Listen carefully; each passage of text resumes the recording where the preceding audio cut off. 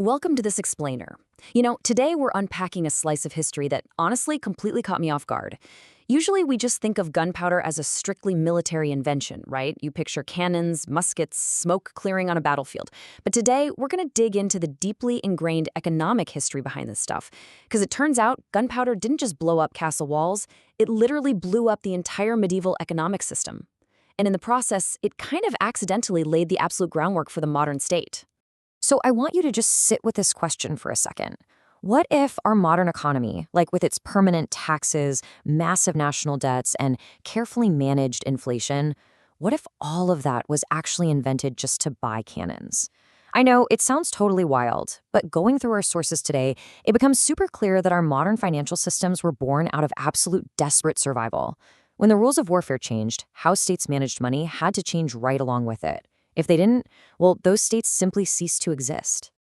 All right, let's jump straight into Section 1, the feudal baseline, when war was cheap. To really grasp just how disruptive gunpowder was, we got to look at the baseline first. Before cannons came along, war was brutal, absolutely, but logistically speaking, it was incredibly cheap. Kings basically relied on decentralized feudal levies. They'd summon local peasants to go fight, but those campaigns had strict limits based on the harvest seasons. If farmers didn't go home to harvest, everybody starved. And the knights? They just supplied their own armor and horses. So war had these natural built-in limits. But post-gunpowder, everything flipped. It morphed into this industrialized, year-round operation. Now you needed standing armies of mercenaries, and guess what? They expected to be paid in cold, hard coin every single day.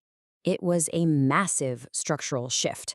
Picture the old feudal system. Local lords basically acted as your middlemen, and small autonomous cities, they could defend themselves pretty darn well just by building high, thin stone walls. But then comes the rise of gunpowder empires, and it changes the geometry entirely. To survive a siege, you suddenly needed massive, star-shaped fortresses designed to absorb heavy cannonballs, and building those required unbelievable resources.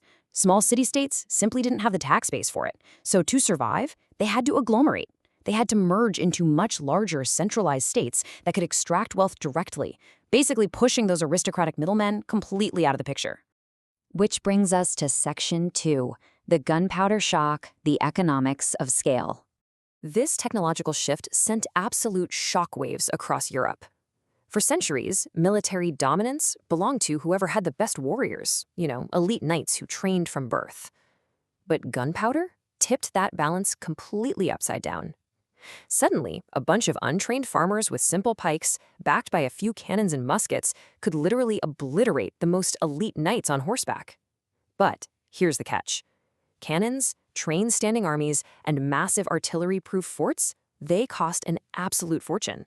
So the advantage permanently shifted away from those with the best warriors over to those with the deepest pockets. Actually, there's this really powerful quote from our source material that just stopped me in my tracks. It says, "Gunpowder didn't just defeat castles, it defeated decentralization." And it hits the nail right on the head because defense costs skyrocketed so fast, small polities just couldn't afford to protect themselves anymore. If interior cities tried to just free ride on the defensive investments of border cities, the whole region was at risk of collapse. So forming large centralized states went from being this grand political ambition to an absolute bare minimum necessity for survival. And the cascading effects of this shock just rippled through every single layer of society. It's like a giant domino effect. Castles? Obsolete almost overnight. Warfare became wildly capital-intensive. Suddenly you needed these permanent armies that required year-round pay, food, and massive logistics. Sovereign city-states completely lost their autonomy. And to manage all of this chaos, monarchs were forced to build massive bureaucracies and literally invent centralized credit systems. The sheer logistical nightmare of war is what birthed modern state administration. Let's dive into exactly how they did that in Section 3, the fiscal military state. So, all of this poses the ultimate rhetorical question. Where on earth does a state get the money for permanent war? The old model, a king occasionally begging his nobles for some funds or maybe pawning off the royal jewels, that was not going to cut it anymore. It simply couldn't cover the astronomical costs of industrialized warfare. Rulers were backed into a corner. They had to innovate financially or lose their kingdoms to someone who did. The big solution was building the three core pillars of what we call a fiscal military state.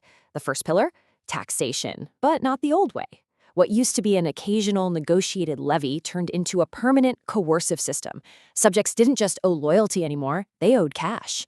The second pillar was public debt, because honestly, even permanent taxes weren't enough to buy enough cannons. So states started issuing debt as a core strategy. Credit literally became a weapon of war. And the third pillar? Bureaucracy. Kings desperately needed professional civil servants to manage these insane supply chains, gather taxes efficiently, and completely bypass those old aristocratic middlemen. State survival absolutely demanded this totally unprecedented marriage between private banking and public administration. Moving on to Section 4, debt, taxes, and inflation.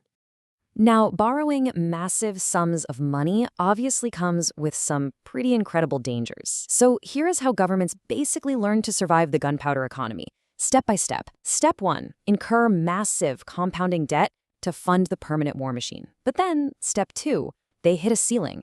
Because if you push direct taxes too high, you risk massive civilian revolts and total collapse. So they moved to step 3, which is a much more subtle, sneaky approach. They devalued the currency. By quietly shrinking the real value of the debt over time through inflation, governments found a way to extract value indirectly. This financial burden didn't just magically disappear, it just dissolved, spreading out across generations of people who might never even see a battlefield. And this brings us to a really crucial realization. Before gunpowder, inflation solved events. After gunpowder, inflation helped manage systems. Think about it. Ancient rulers used to physically clip coins to survive short-term emergencies. It was dangerous and, honestly, highly visible. But once the gunpowder economy demanded relentless, constant funding just to replace cannons and pay armies, inflation morphed. It became a tolerated structural feature of state finance. It literally became the only way to make the massive, crushing debts of war sustainable in the long run. Let's wrap this up with Section 5, the modern economic legacy. So why does all this historical stuff matter to us today? Well, because whoever controls finance controls endurance. This military revolution wasn't just about the technology of violence, it was fundamentally about the technology of finance. A state's ability to borrow money, mobilize industry, and organize complex supply chains became way more important than just fielding brave soldiers. And here is the kicker. The systems built to sustain gunpowder warfare, the centralized authority, the permanent taxation, the structural debt, they didn't just pack up and go away when the wars ended. They became the very blueprint for the modern state that we live in right now. So I'll leave you with this final, kind of provocative thought. The next time you hear a debate in the news about inflation, the national debt, or permanent government budgets, remember where it all started. You aren't just looking at abstract modern economic concepts. You are literally looking at the direct financial echoes of medieval cannon fire. Gunpowder completely changed what power required to exist, and in doing so, it forged the economic world we are all still living in today. Thanks for joining me for this explainer. I really hope it completely reframed how you view the origins of our economy. Keep questioning things, and I'll see you next time.